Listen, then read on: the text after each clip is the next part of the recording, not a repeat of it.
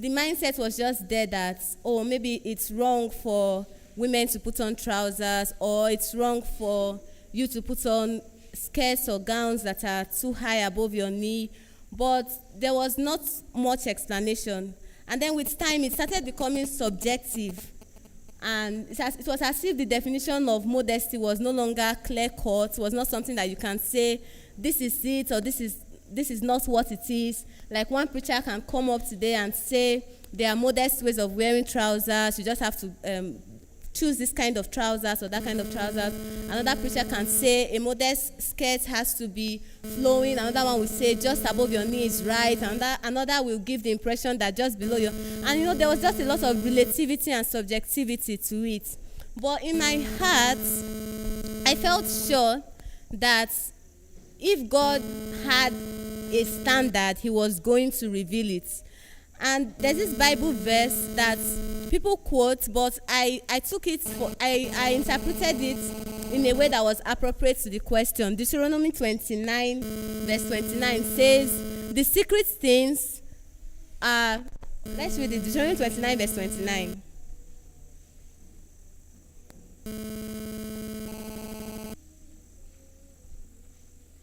If you are there, you can read it. The secret things belong to who now?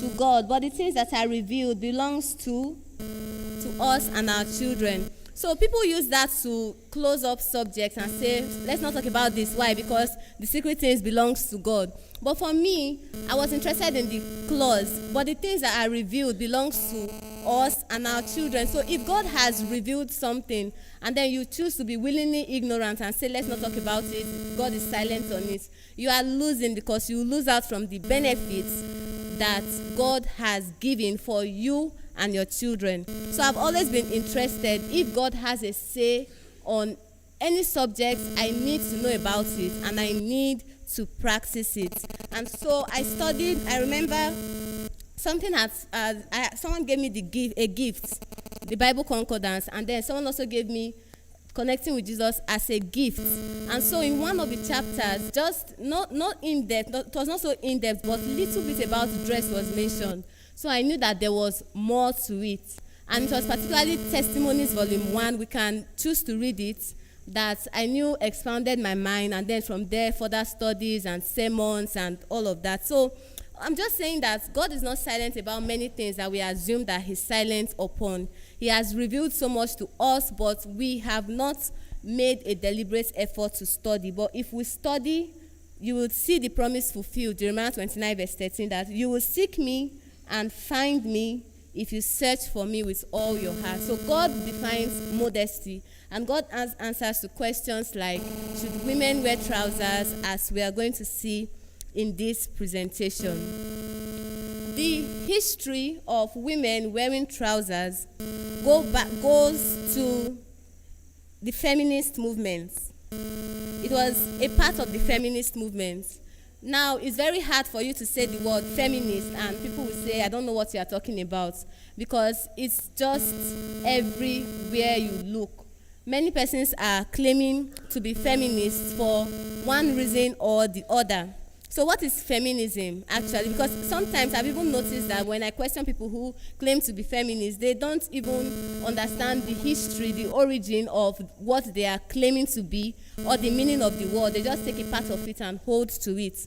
But feminism is a range of political movements, ideologies, and social movements that share a common goal: to define, establish, and achieve political, economic, personal, and social equality of sexes. This includes seeking to establish educational and professional opportunities for women that are equal to those of men.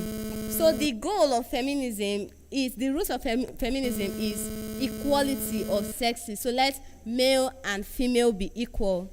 Now, looking at it on the surface, if it's just, okay, let them have equal opportunities, it looks innocent. But as we look to how it is being expressed, we see that there's so much of it that is not innocent.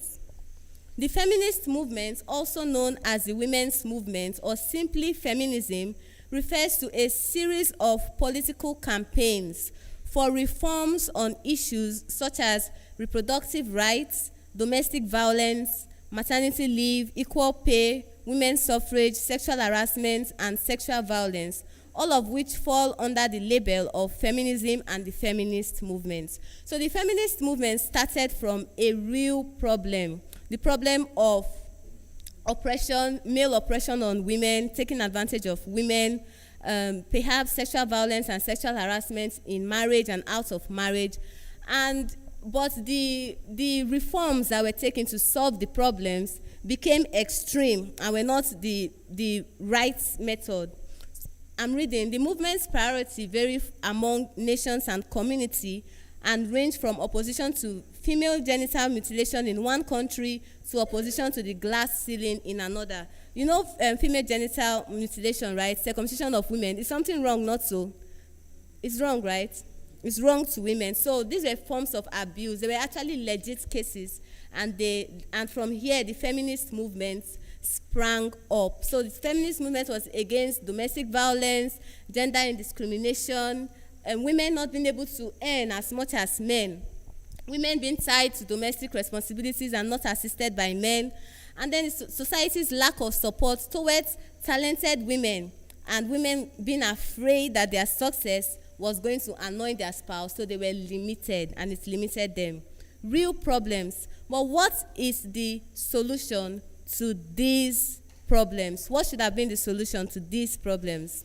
Ephesians 5 verse 25 to 30 says, "Husbands, love your wives, even as Christ also loved the church and gave himself for it, that he might sanctify and cleanse it with the washing of water by the word, that he might present it to himself a glorious church, not having spot or wrinkle or any such thing, but that it should be holy and without blemish." In continuation, "So ought men to love their wives as their own bodies. He that loveth his wife loveth himself, for no man ever yet hated his own flesh, but nourisheth and cherisheth it, even as the Lord the church. We are members of his body, of his flesh, and of his bones." So the way that men were treating women at that time, at least the problems they were mentioning, must have been wrong. It was domestic violence was wrong. Silencing the opinions of women was wrong. Not allowing them to develop their talents and apply their skills in various areas were wrong. But if men had gone back to what God said he was expecting from them, if men had gone to the Bible principles of husbands, love your wives as Christ loved the church, that would have solved the problem. But since even Christian men were partaking in some of all these crimes that brought up, that became the foundation for the feminist movement, they were at fault. But the solution was not for women to say, "Oh, now I'm going to do to you the same things that you've been doing to me." No, that was not the solution. The solution was for men to take up their God-given responsibilities and cherish and nurture their wives, love their wives, just as Christ loved the church. So the feminist movement began to advocate for things like right to vote, right to education, right to work. But you see that it was progressing to deeper things like rights to initiate divorce proceedings, rights of women to make individual decisions regarding pregnancy. So right to say, "Oh, I'm going to use contraceptives, whether or not my husband or my significant other is what they use." But there was a presentation where we're like, all those are just terms for covering up adultery. So whether my husband or my boyfriend or the person I'm in a relationship with agrees or not. And then rights to abortion.